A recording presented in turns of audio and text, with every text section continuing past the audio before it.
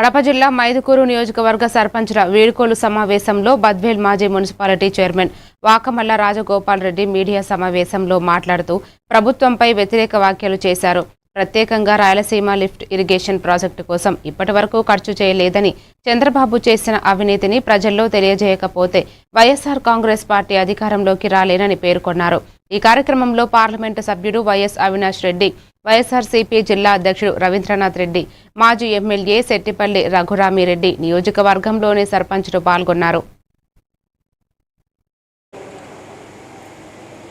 మన బాధ్యత ఈ రోజు పరిస్థితి మనందరికీ తెలుసు.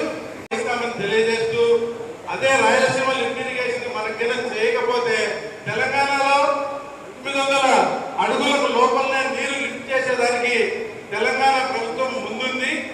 రాబోయే రోజుల్లో ఒకవేళ నీరంటూ శ్రీశైలంలో తగ్గితే మన ప్రాంతానికి వాటర్ ఎట్టి పరిస్థితుల్లో రాదు.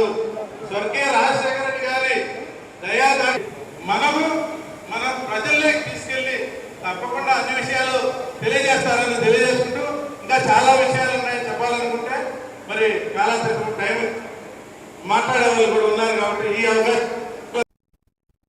శృంగవరపుకోటలో 18 ఏళ్ల